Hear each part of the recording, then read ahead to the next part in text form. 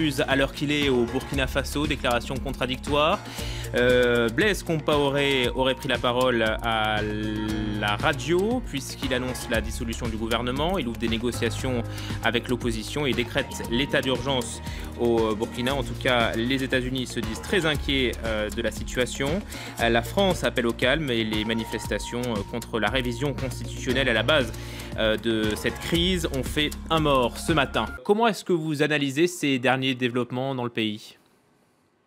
Alors, je voudrais m'attarder un petit peu sur le rôle de la jeunesse, qui nous paraît extrêmement importante et influente dans ce qui se passe actuellement, car ce n'est pas, je dirais, nouveau, et ce n'est peut-être pas une caractéristique du Burkina, mais de l'Afrique en général, de nombreux pays, dont on peut-être sous-estime l'importance. Au Burkina particulièrement, la jeunesse représente, de moins de 24 ans, je dis bien, représente plus de 65% de la population.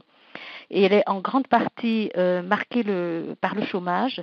Cette jeunesse est extrêmement frustrée par des tas de choses, dont une sous-représentation dans les arcanes traditionnels du pouvoir, face à ce qu'ils appellent parfois même une gérontocratie, les chefferies traditionnelles qui sont très influentes au Burkina Faso. Et donc, la frustration de cette jeunesse est grandissante et n'est pas tout à fait nouvelle. C'est une jeunesse aussi qui n'a connu que Blaise Compaoré finalement au pouvoir. Qui n'a connu que Blaise Compaoré au pouvoir, et vous faites bien de le signaler, parce que aussi c'est une jeunesse qui par contre vit avec l'icône de révolutionnaire de Sankara, et qui représente pour la jeunesse une icône de la renaissance africaine pour cette jeunesse.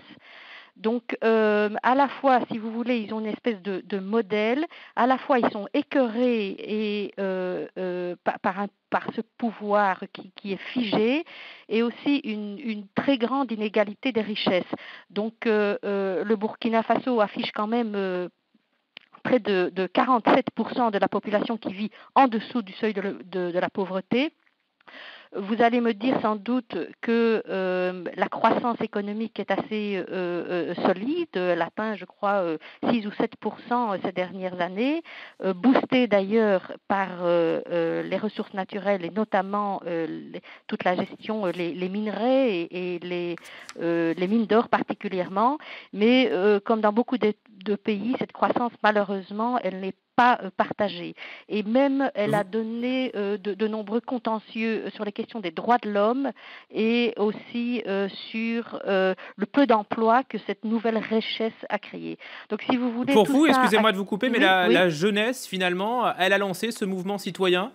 Oui, et tout à fait. En fait, particulièrement un des mouvements emblématiques de ce qui est en train de se passer, qui est le ballet citoyen, qui a été créé déjà en 2013, à l'instar d'ailleurs des mouvements sénégalais, Y en a marre, ou encore le M23, si je me souviens bien. Déjà, lors de la volonté de créer le Sénat, ils s'étaient constitués, et puis après, ils ont créé l'initiative « Touche pas à mon article 37 », et le leader de ce mouvement, donc le ballet citoyen, le leader Smoky, revendique actuellement sur les mouvements sociaux que son mouvement est en grande partie responsable de la montée des contestations actuelles. Merci beaucoup Claire Cuppert d'avoir été avec nous. Je rappelle que vous êtes responsable du département Afrique